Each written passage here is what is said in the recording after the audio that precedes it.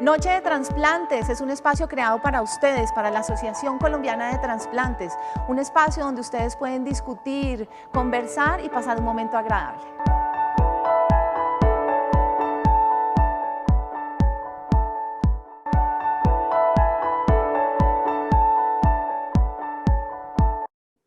Muy buenas noches para todos.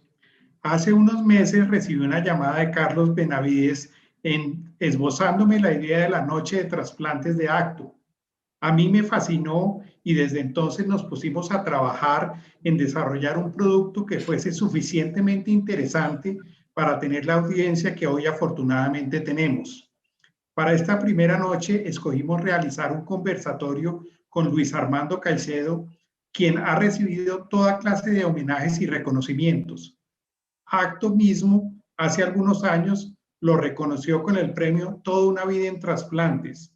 Hoy, pues, no será sino otra muestra de nuestro reconocimiento, no solo como médico trasplantólogo, sino también como la gran persona que es. Pero tenemos solo 45 minutos para abordar los primeros 80 años de Luis Armando. Así que, como diría el dermatólogo, vamos al grano. Buenas noches, Luis Armando. Vamos a conversar degustándonos un buen licor, un espirituoso, como dirían los ingleses, mientras otros miembros de la asociación disfrutan el vino que generosamente nos enviaron a nuestros hogares. Empecemos pues y vamos directamente a la primera pregunta. Empecemos por sus orígenes, Luis Armando. Cuéntanos de tus papás, tus hermanos, que por sí son numerosos, y hablemos de esos primeros días. Alejo, muy buenas noches. Buenas noches a todos mis colegas, compañeros y profesores de esta actividad y amigos. Pues a ver, no sé qué tan prometedora sea una charla sobre mi historia. Creo que ha sido una historia más con mucha pasión que cualquier otra cosa. Para contestar tu pregunta, yo tuve pues la fortuna de ser de una familia caleña, 6 hermanos. Fui el menor de estos 6 hermanos. Además de los últimos, el Conchito, ya mis padres estaban viejos cuando nací yo. Y entre mi hermano mayor y yo, que él ya murió, había 19 años de diferencia, él fue cirujano y fue una de las personas que me inspiró a mí en toda esta historia. Posteriormente, ¿qué te puedo decir? Me casé muy joven con una mujer que me enamoré perdidamente de ella cuando estaba en el internado. Ella era un poco mayor que yo, creo que 4 o 6 años mayor. Y bueno, hemos tenido una vida feliz. Tengo 2 hijos ahora. También con muchas satisfacciones. Hace poco uno de ellos me dio un nieto, cosa que también me enriqueció esta experiencia de vida. Y bueno, esa ha sido mi vida, llena de bendiciones por el lado de la familia, de los padres, de los hermanos, de mi esposa, de mis hijos y obviamente de mis amigos. Bueno, Vale. aquí te vemos en tu foto, en tu primera moto, con una moda muy setentera. Bota de campana, pantalón gamuza, el peinado de la época, las gafas. Entonces, vamos a hablar, háblanos un poquito más de tus hermanos. Bueno, mis hermanos, pues a ver, ya todos llegando a los 80 años. Todos tienen una vida muy familiar. Aquí tenemos a mi hermano mayor, el que queda pues vivo, que es administrador de empresa, obviamente retirado. Luego siguen 2 hermanas, también alrededor de los 80 años, con algunos achaques en este momento, pero pues fueron personas que se dedicaron a criar sus hijos.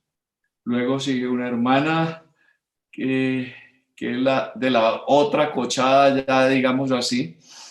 Me lleva 4 años a mí y finalmente soy yo el último. Todos estos que se ven en la foto son pues segundas y terceras generaciones, sobrinos, nietos de mis hermanos y sus esposas. Aquí podemos ver apenas una parte de la familia, es una familia ya muy numerosa y muy unida, y yo diría que muy bendecida porque no hemos tenido ninguna tragedia ni ningún quebranto de salud importante que nos haya llevado. Hemos tenido una vida muy, muy armoniosa.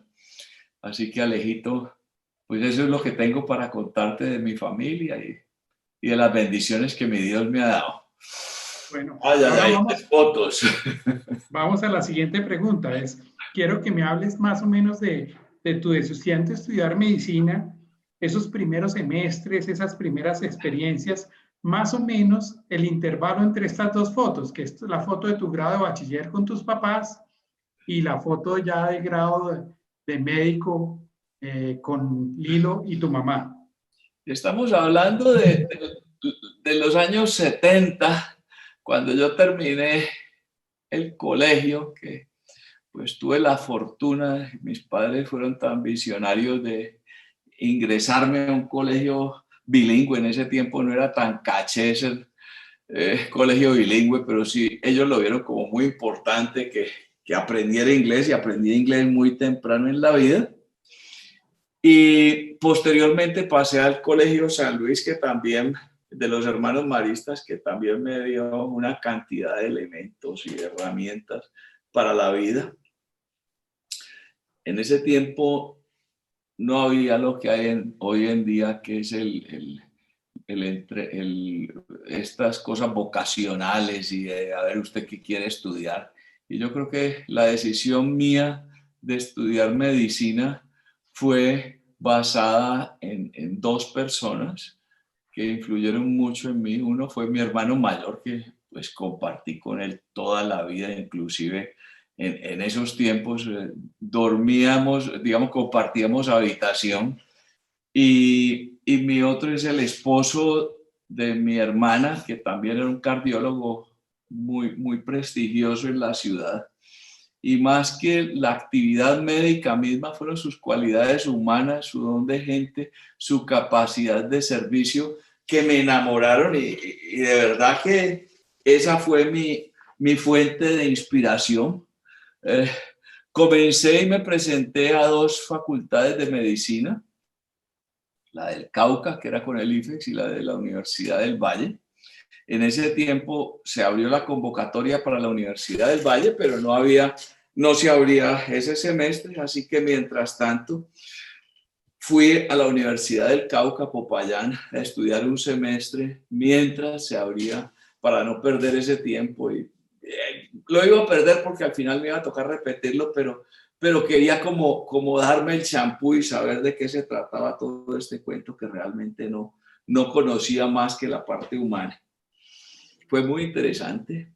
Y creo que mi Dios le pone a uno en la vida las cosas y el camino como que se lo va mostrando hoy, ya desde, llamémoslo, no como tú dices, desde los 80 años, pero sí, digamos, de una etapa más madura, veo cosas muy interesantes.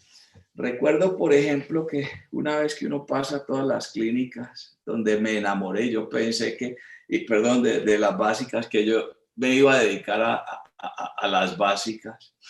El primer contacto que yo tuve con un paciente en el Hospital Universitario del Valle fue con un paciente urémico. Ese me lo asignaron a mí, era un hombre de unos 40 años y a mí me tocaba evolucionarlo todos los días. En ese tiempo no existía la diálisis crónica, solamente se estaba comenzando a hacer diálisis en agudos.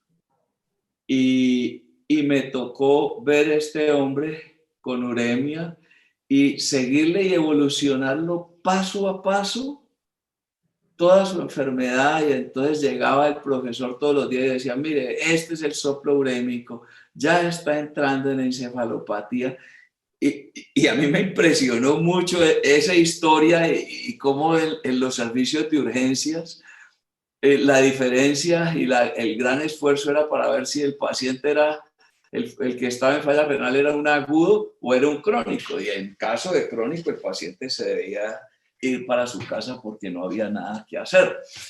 Esas son de las cosas que me impresionaron y me llamaron la atención, pues como tantas otras cosas que hoy en día seguramente han cambiado, pero pues tratándolo de amarrar a mi historia, creo que fue una experiencia bonita. Ya estando comenzando el internado, me enamoré y decidimos casarnos con Liliana, mi esposa, que está aquí. Ella realmente parece un poquito menor, pero es un poco mayor que yo. Y la que está a mi izquierda es mi mamá. Pasamos pues unos momentos muy felices. Mis padres murieron tempranamente, pues mi papá murió pues prácticamente a los pocos meses de yo haberme graduado de bachiller, y mi madre sí murió cuando tenía unos 80 años. Entonces esa es más o menos la experiencia de vida. Termino mi escuela de medicina y, y debo salir al rural.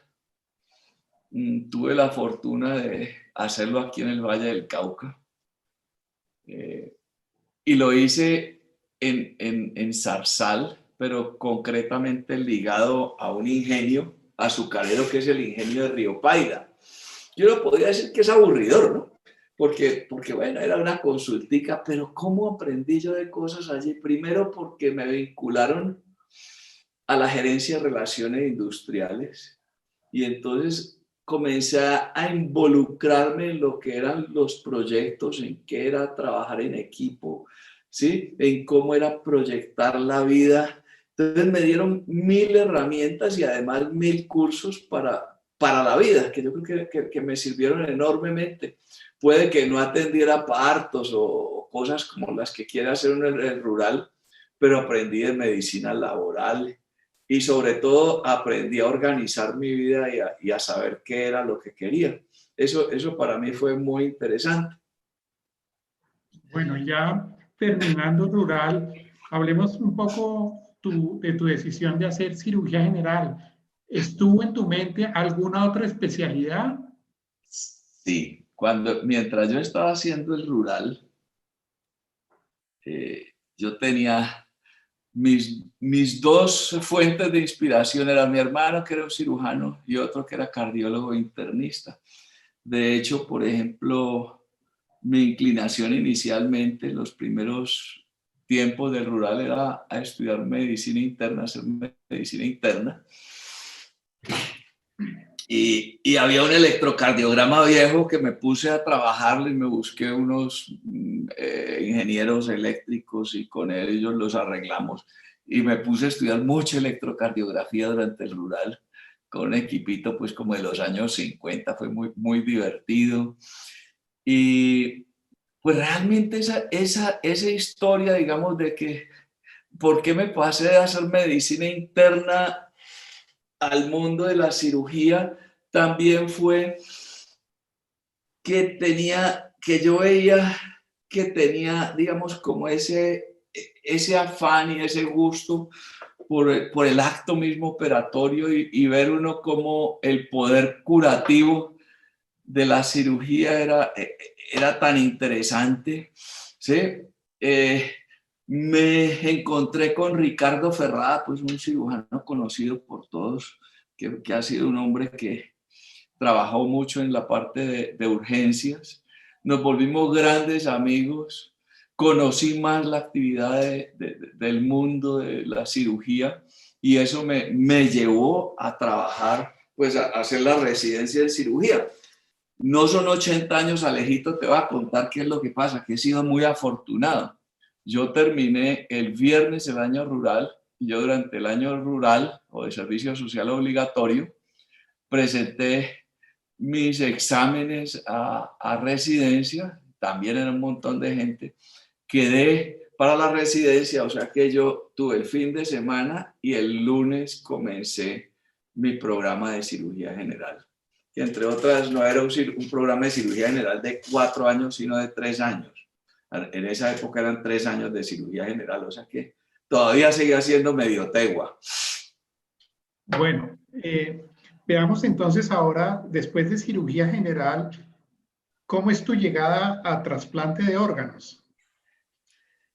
Alejo, yo me enamoré de una cosa que fue muy interesante, que fue que en ese tiempo comenzaban las diálisis y había una olla grandota, eso se necesitaba un montón de cosas y me hice muy amigo durante la residencia de los nefrólogos, de Edgar San Clemente, Álvaro Mercado, Lucho Otero, y yo era el que les hacía los accesos vasculares. Y los accesos vasculares no eran los catéteres de Majorca de hoy en día, sino eran las fístulas de Schreiner, ¿sí? Y eventualmente disecciones de vena. Y entonces comencé a trabajar en esto, en estas fistulitas, de estas cosas. Y en ese momento estaba el grupo de la Universidad de Antioquia, yo estaba terminando en la residencia y le pregunté a Edgar San Clemente si él me podría conseguir un puesto para ir a hacer una rotación allá. Y tuve a Álvaro Velázquez, que inmediatamente me dijo que sí, es una persona a quien yo le debo mucho.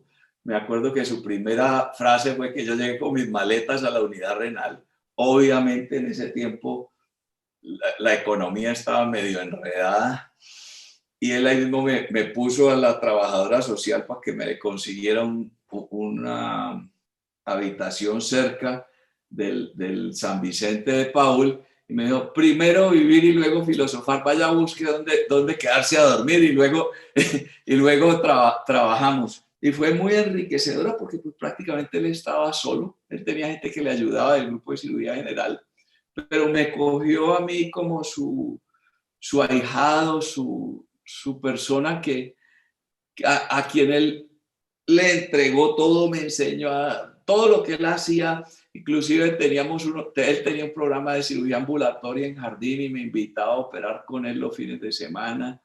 Fue una cosa muy, pero muy interesante y el hombre pues de unas cualidades humanas, médicas y quirúrgicas pues impresionantes. Yo creo que en sus épocas, yo creo que ha sido uno de los cirujanos más talentosos que yo he conocido en mi vida. Ese fue más o menos mi comienzo y estuve allí un tiempo con él y después les pedí a ellos que yo quería montar un programa de trasplante acá en el Hospital Universitario del Valle, en la Universidad del Valle. No fue fácil. De acuerdo que todo el mundo, todos los directores de hospital, toda la gente quiere aparecer en el periódico. Me llamaron del Seguro Social, que por qué no montamos el programa ya, qué sé yo. Pero no había ningún tipo de aporte.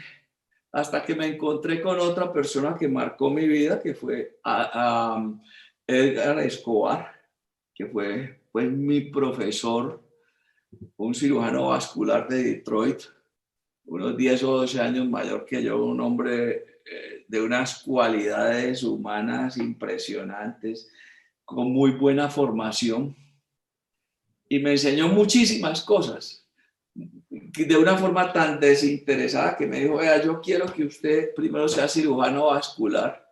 Y hacíamos toda la cirugía arterial de la ciudad, prácticamente, en el seguro y en el hospital. Y muy rápidamente él me entregó toda su cirugía y se limitó a ser su ayudante por años y años y años hasta que él me formó.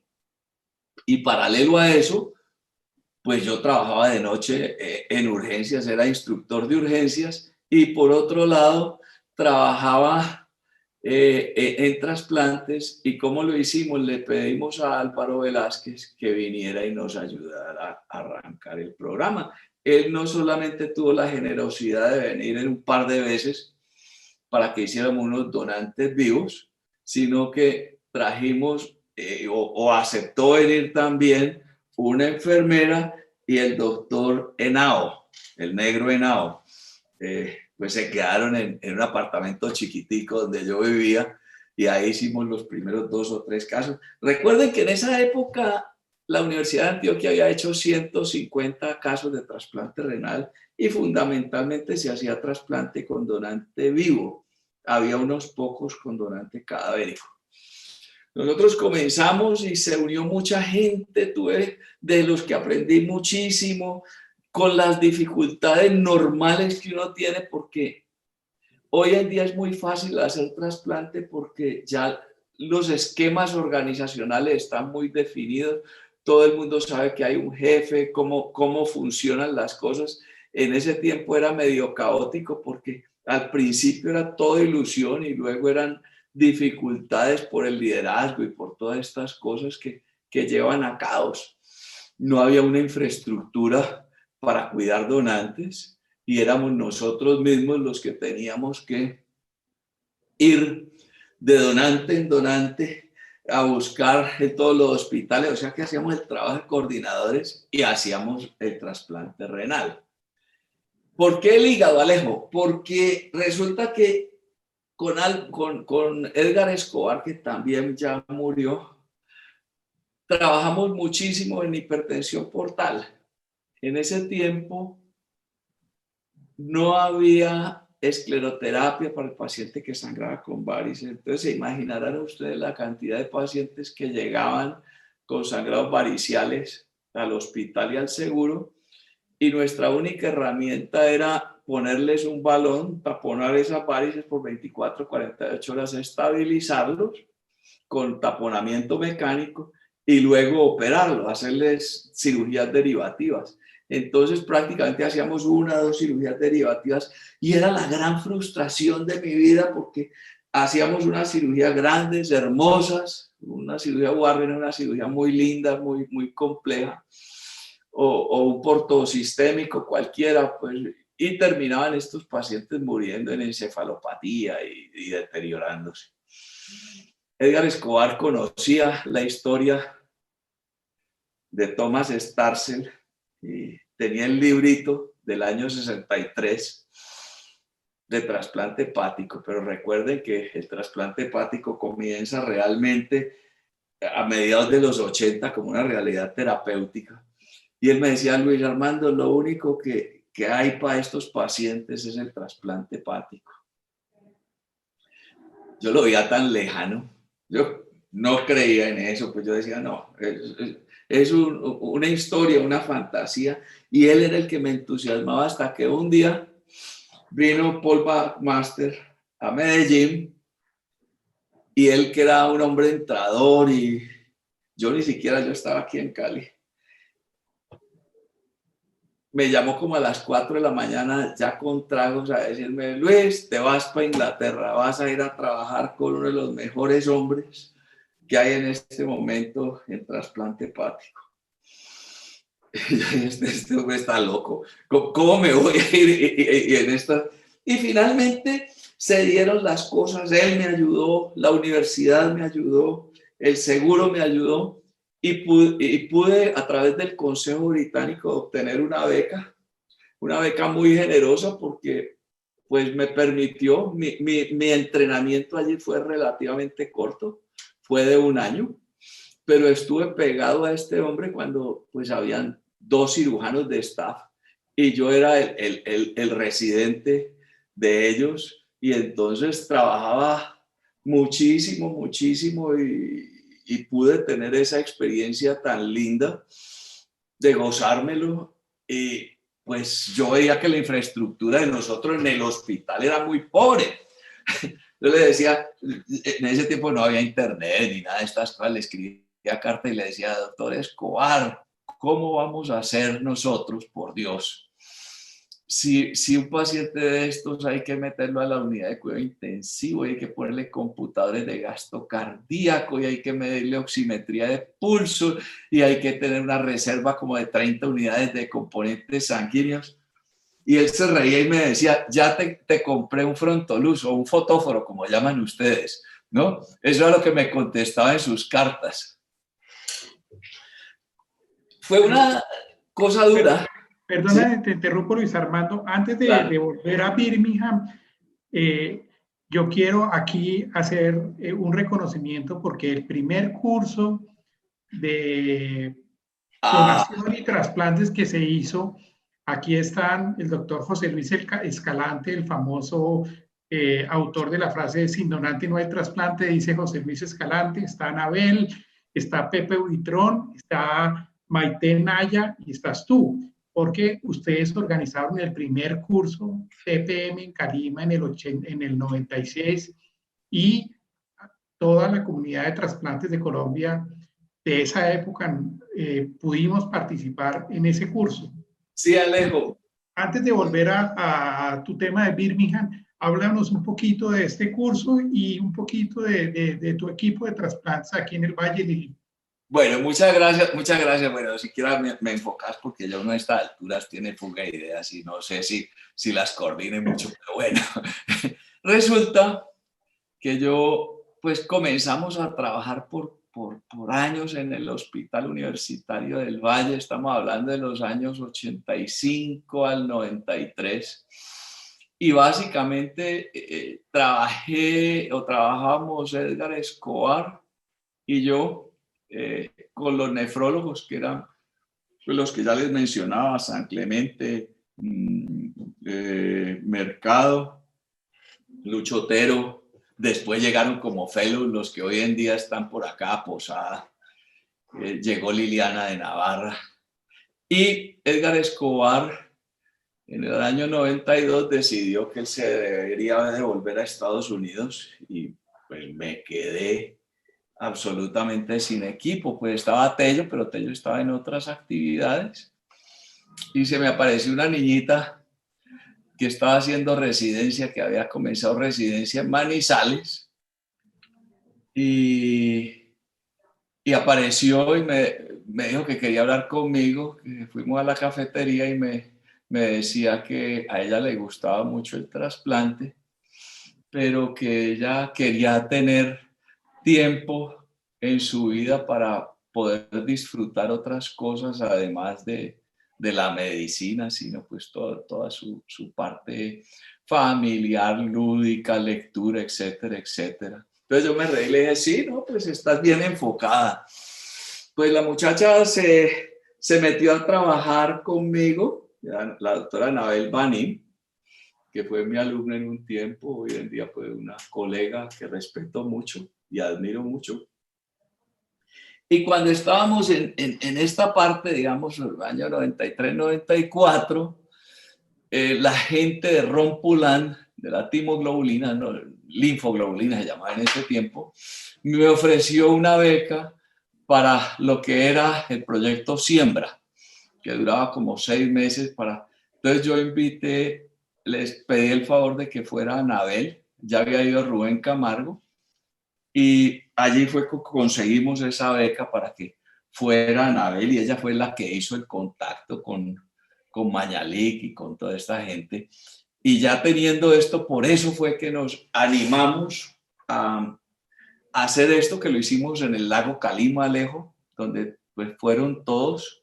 Y básicamente ahí comenzó la semilla, una semilla que me costó mucho trabajo en la vida, y yo no sé, hoy sonará absurdo, pero cada institución, cada ciudad trabajaba de una manera desarticulada y pareciera que los donantes eran una donación que la familia le hacía al equipo médico. Entonces era tan difícil uno poder compartir, y casi que cuando uno se reunía era como, es que nosotros en esta ciudad sacamos más donantes que en la otra, es que ustedes tienen que trabajar más, es que es el colmo.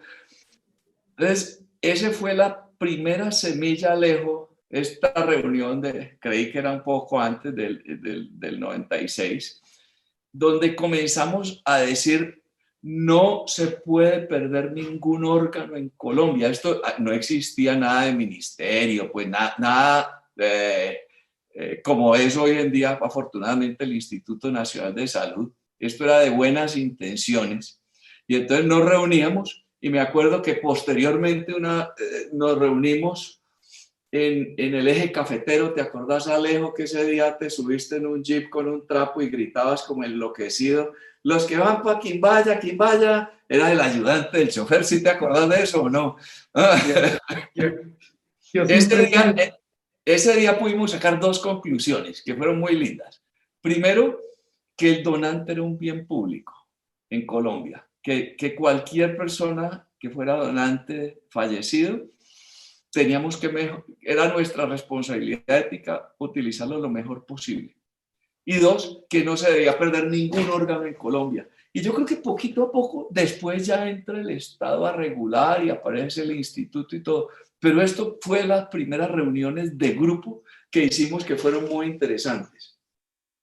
Yo no sé si con eso te contesto la parte de lo que es la red de donación, pero también te quería contar que hay otra cosa que se me viene a la cabeza en este momento, que es lo del origen de Acto. Y no sé si quieres que charlemos un poco de eso, que también es algo muy interesante. Alejo. Hablemos, Luis Armando, porque... Son tres frasecitas. No, es que es interesante porque cuando iba a crearse Acto, yo decía, pero ¿para qué una sociedad más? Si ya estamos con suficientes sociedades, ¿qué sentido tiene esto? Y obviamente el tiempo me demostró cuán equivocado estaba yo con ese concepto. Éramos unos poquitos los que trabajábamos y pues a veces uno se me puede escapar algo y pido disculpas, pero básicamente estaba Álvaro Velázquez, estaba Gustavo Quintero, estaba en la Santa Fe, estaba Rubén Luna con Alejo en la clínica, ¿cómo se llama? San Pedro Claver. Alejo, me ayuda si se me escapa alguien más. Y estábamos nosotros, no más.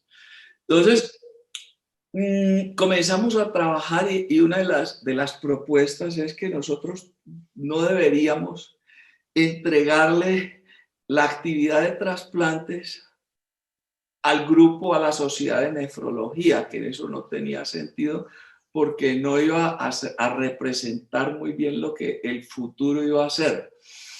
Éramos poquitos y por consiguiente se pensaba que Acto era de 4 personajes que lo manejaban a su amaño.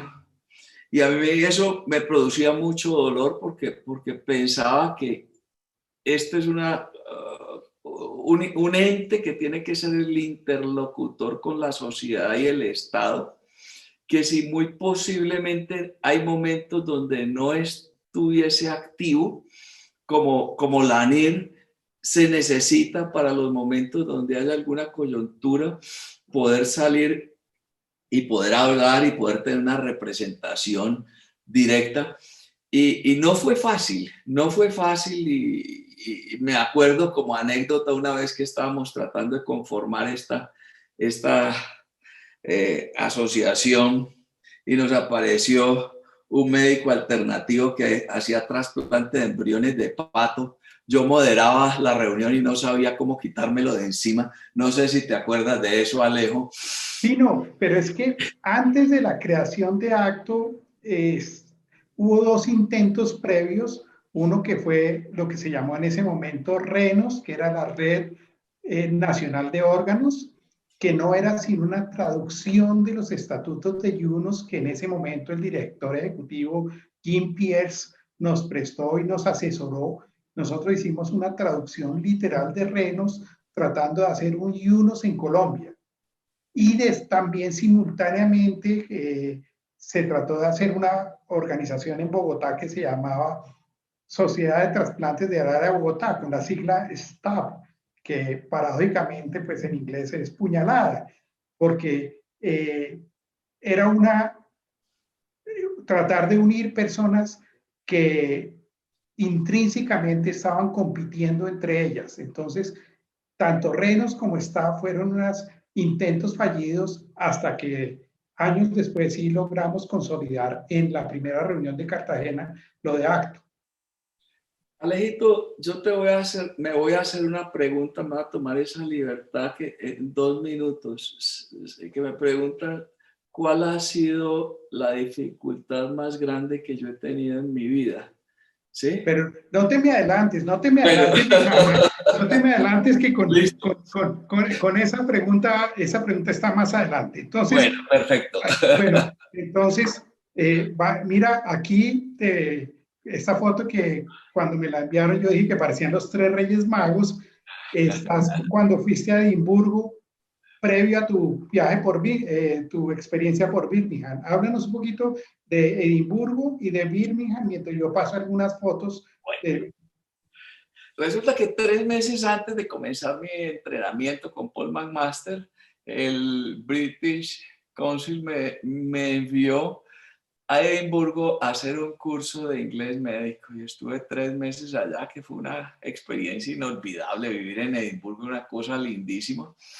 Había gente de todo el mundo y había en ese momento, pues no tenía uno con quien hablar en español, era agotador todo el día hablando en inglés, y yo por las mañanas tenía pues una cosa intensa de inglés médico y por las tardes eran una serie de paseos y seminarios con gente de diferentes partes del mundo.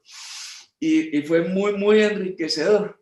Eso fue Edimburgo para mí.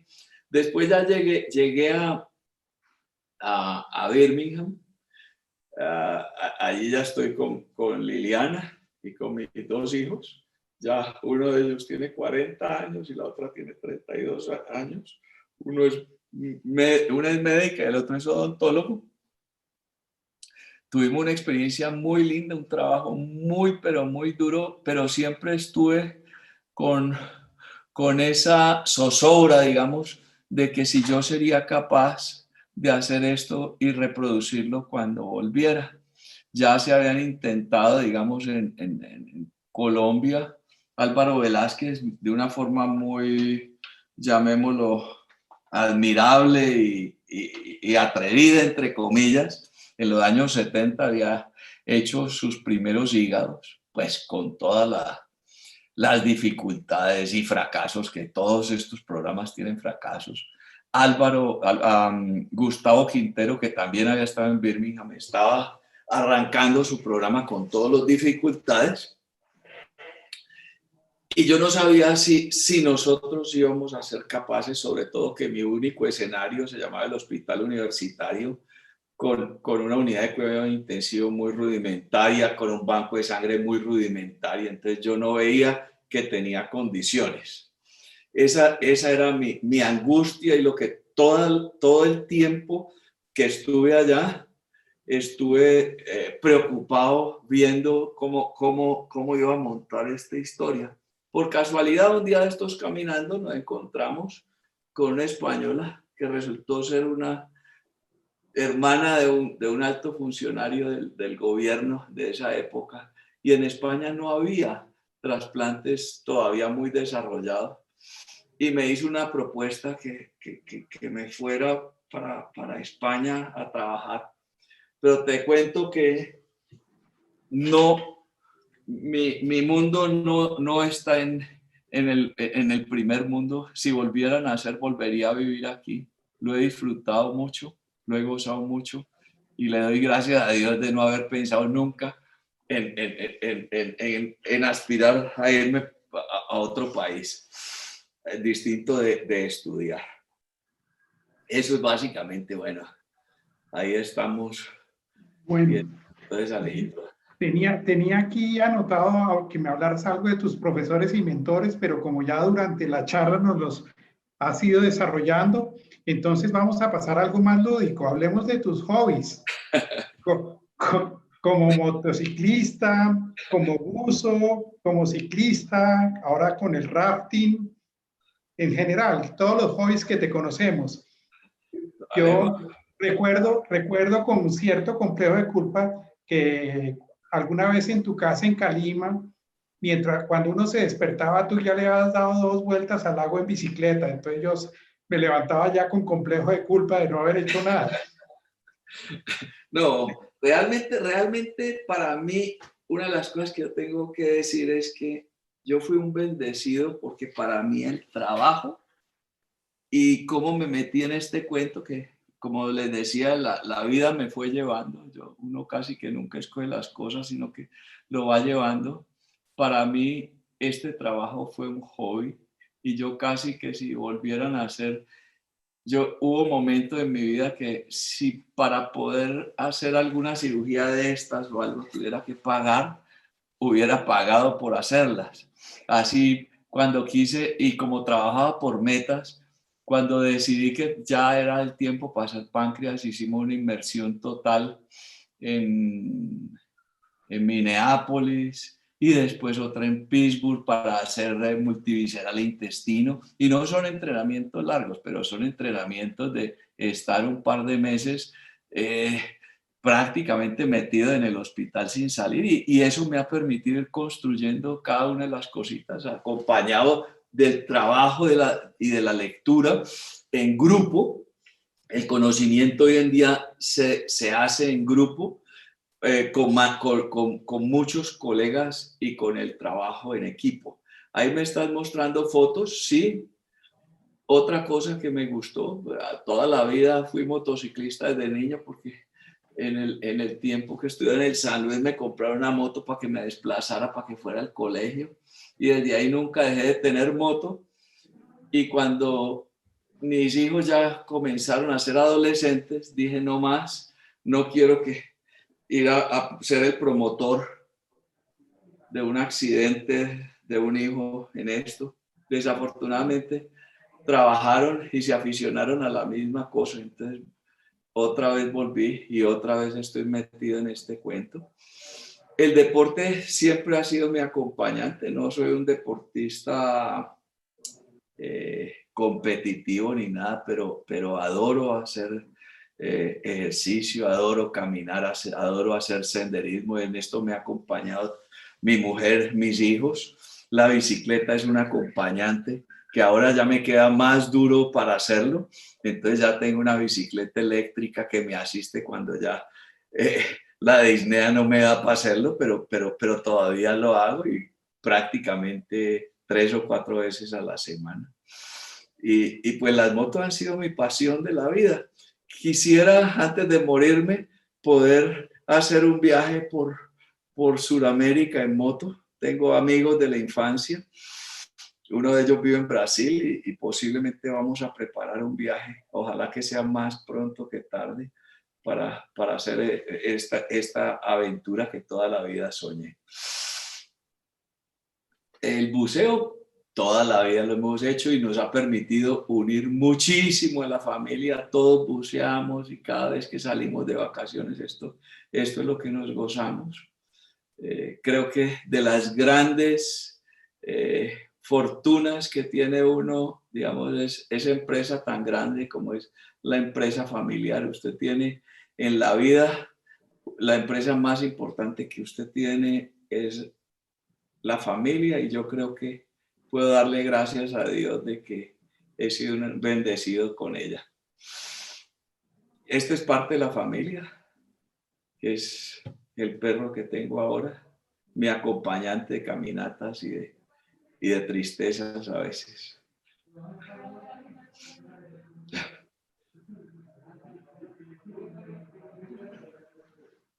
Bueno, aquí ya lo vemos a Luisfer con tu nuera. Ya Isa probablemente se encontraba fuera del país, pero aquí ya volvemos a ver a Isa en el 2019 en Santa Marta. Y lo que tú nos decías del buceo. Pero no nos hablaste de tu fase de cocinero, de chef. Bueno, ahí sería muy presuntuoso decir de cocinero. Soy un aficionado, me encanta hacer cosas, reunir a la familia, tomarme un vinito, cocinar un domingo, me parece hermosísimo, lindísimo, y creo que eso es lo que hemos hecho por años y años y es lo que me ha permitido manejar orgullosamente esa barriga. Alguna vez que estabas en mi casa compartimos una de esas clases de cocina que con cierta periodicidad tomamos y la recuerdo mucho. Sí, claro que sí, que fue una cosa muy linda. Yo creo que todo ser humano cuando se aparta y se dedica solamente a la actividad de la medicina, se le empobrece el corazón y qué triste. Yo tengo muchos colegas en otras partes del mundo que terminan teniendo no sé cuántas publicaciones en su hoja de vida y viviendo una inmensa soledad al final de su vida, que es muy triste, ¿no? Entonces yo sí pienso que la vida es mucho más holística que eso. Bueno, aquí otro reconocimiento que te hicieron cuando llevabas algo más de 3.000 trasplantes y cuando la Fundación Valle Lilí fue el primer hospital donante del país con el concepto de hospital donante. Y en este reconocimiento, en esta foto que se te hizo como uno de los cirujanos de trasplantes más importantes de Latinoamérica, revisando esta foto del 2015, veo una paradoja. La persona que te está entregando el premio y felicitándose es el doctor John Funk, el actual presidente electo de la TTS, y en la otra esquina quien está aplaudiendo es Marcelo Kantarovich, el presidente actual de la TTS. En la mitad de los dos están Rafa Reyes y Paco González. Y aquí también, cuando te estoy entregando la placa en el 2015 con el fondo de Marcelo, la Sociedad Latinoamericana ya también te hizo un reconocimiento por tu aporte en el campo de los trasplantes.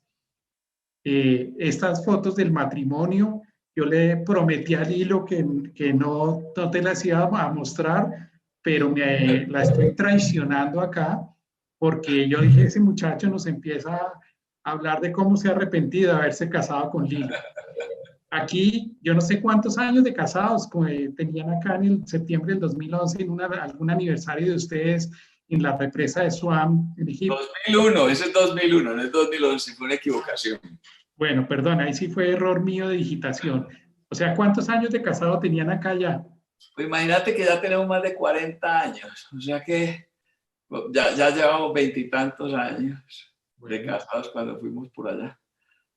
Y aquí, el día del matrimonio de Isa en Cartagena, evento que también compartimos. Y la hora loca de ese día con el yerno, el Lilo y tus dos hijas. Luis Armando ya con una carita un poquito de una alcoholemia elevada. Háblanos un poquito de tu fase última de abuelo, que ya vamos bien adelantados en tiempo y se nos va a pasar esto. Alejo, muchísimas gracias por todo lo que has hecho. Me da hasta pena esta entrevista porque bueno, es algo, la sociedad ha sido muy linda conmigo y les agradezco. Yo lo único que he hecho es tener entusiasmo en esta vida y llegar en un momento histórico. Haberme encontrado con la fundación que me entregó todito para que lo pudiera hacer y eso fue una bendición. Hoy, una de las cosas lindas que yo tengo en la vida, además de mi nieto, es posiblemente, si me dicen qué es lo más profesionalmente más importante que he hecho, es con todo el equipo. Ninguna de estas cosas yo las hago solo, ni las he hecho solo, es haber creado la escuela, ¿sí?, de trasplante de órganos abdominales con el ICESI y la Fundación Valle de Lili, porque creo que son cosas que realmente van a cambiar, digamos, el concepto en Colombia. El nieto me llegó hace exactamente 6 meses, mi primer nieto. Es una cosa que los que no lo hayan tenido no se imaginan lo que es eso. En el hijo que hoy veo sin angustias y donde veo con orgullo ver cómo los padres de este niño están haciendo cosas en las que yo posiblemente me equivoqué en su crianza, lo están haciendo mejor. Y lo importante es poder, cuando uno se vaya de este mundo, decir, lo reconozco o no lo reconozca a nadie, es decir, traté de dejar este mundo un poquito mejor. Y yo creo que con estos muchachos de hoy en día, yo soy un optimista en que el mundo cada vez va a mejorar más. Y la felicidad, créeme que es inmensa, créame que es inmensa. Esa foto desde hace un par de días Liliana fue, ¿no? Me atracó. Muchas gracias, Alejo. Bueno, muy brevemente, ¿cómo ves tú el futuro de los trasplantes de órganos en Colombia? Porque ya estamos un poquiticos pasados de tiempo. Lo veo con mucho optimismo porque yo veo, a pesar, digamos, uno tiene en la vida dos posibilidades, o ver todo pesimista o ser optimista. Yo creo que esto va a tener todas las cosas buenas para este mundo. Seguramente van a aparecer más programas de trasplante en ciudades intermedias, trasplante renal. El sistema de donación va a mejorar muchísimo. Yo creo que el instituto ha jugado un papel fundamental en esto, y el instituto no es el instituto, es todos los que hemos trabajado allí, le hemos metido la ficha. La universidad las universidades, perdón, van a poder, digamos, tener un elemento importante allí. Creo que el mundo está, digamos, ya deja de ser esto un experimento primero científico, profesional, un reto, a volverse un experimento social, sino ya esto es una rutina de vida. Es inconcebible que nosotros tengamos 35,000 pacientes en diálisis y hagamos 2,000 trasplantes al año. Estoy seguro que eso va a cambiar porque nuestra sociedad tiene que cambiar y tiene que mejorar. Bueno, y ya la última pregunta, ¿cuál ha sido la mayor frustración en la vida? Casi que te podría decir que yo no tengo frustraciones. Entiendo hoy, me hubiera gustado ser un buen investigador, pero no era el papel que tenía seguramente en ese momento histórico. Eso no podía hacerlo. Seguramente no tenía la formación para hacerlo. Creo que de las cosas que te iba a decir de frustración, sino de dificultades, es armar equipos de trabajo, porque yo sé que los grupos se acaban, uno no se acaba por los fracasos que tenga, sino por la lucha y las peleas de vanidades, y uno, para poder hacer algo en la vida, tiene que tener el norte muy claro, mirar para dónde quiere caminar. Pues yo sí te puedo decir cuál ha sido la mayor frustración de tu vida. ¿Cuál? Fue tratar de enseñarme a esquiar a mí en el lago Calima. Bueno, todavía hay tiempo, Alejito, todavía hay tiempo. No. Eso ya es una pelea perdida. Bueno, quiero mostrarte una sorpresa que te tenemos acá de un par de personajes. Hola papi, ¿cómo estás? Te queríamos felicitar en tu Día del Médico y el tan merecido homenaje que te están haciendo. Bueno, la vida de nosotros ha sido una vida llena de adrenalina, de diversión. Hemos pasado muy rico todos estos años. Tengo muchas anécdotas. Me pidieron que contara una de ellas, anécdotas de bicicleta, la vida en el mar de nosotros, de motos, pero escogí una que tal vez me recordó mi niñez, que fue cuando empezamos a bucear y nos íbamos a certificar. Me dijo que fuéramos a la Gorgona y llegamos tarde al barco y nos tocó en la punta del barco, en un barco viejo, donde nos prestaron un plástico y no sabíamos para qué era el plástico.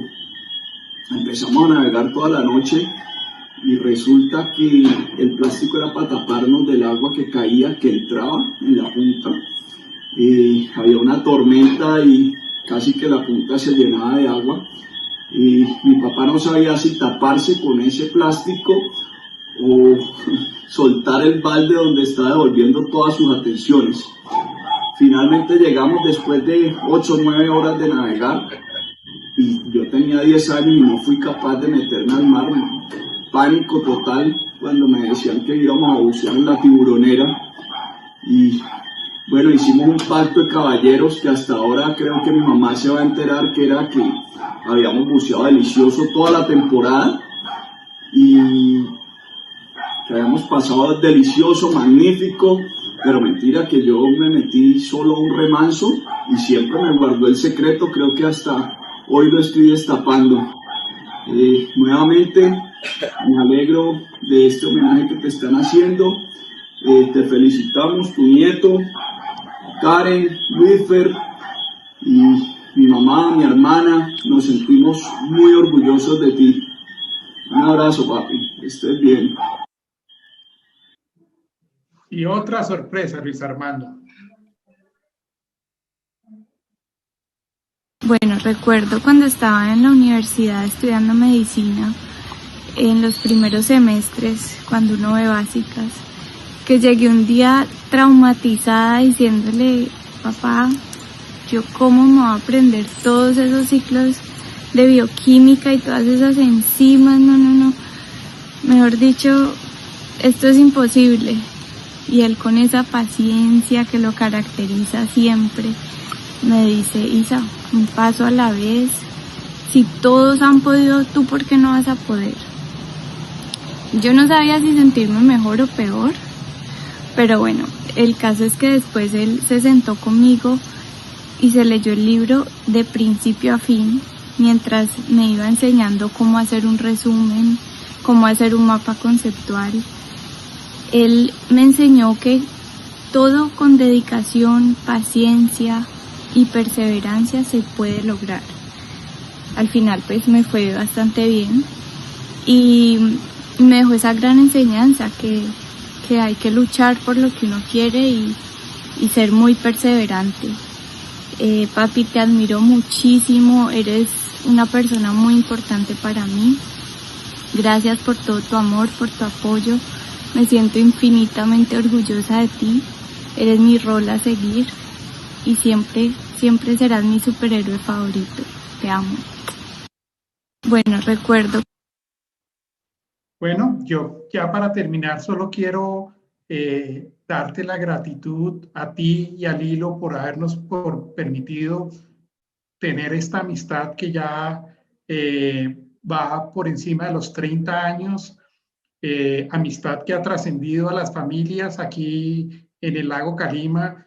Las únicas dos que están ausentes son nuestras dos hijas médicas que probablemente estarían en algo del hospital, pero están inclusive mis suegros y estamos todos compartiendo contigo. Luis Armando, muchas gracias y quiero rematar con 4 frases de que tú dijiste hoy que me parecieron muy importantes. Que cuando dices, para mí el trabajo fue mi hobby. Eso creo que resume mucho de cómo puede ser uno feliz haciendo lo que a uno le gusta. Segundo, cómo resaltaste la importancia del trabajo de equipo en las labores de trasplantes. La tercera frase es que la empresa más importante de uno es la familia. Creo que es una gran lección para todos los que podemos ver este conversatorio. Y por último, una frase que resume mucho lo que hiciste en la vida es que traté de dejar este mundo mejor y sin duda alguna, Luis Armando, tus aportes fueron muy importantes, no solo para el país, no solo para Latinoamérica, sino para el mundo. Nuevamente, Luis Armando, muchas gracias de parte de la Asociación Colombiana de Trasplante de Órganos.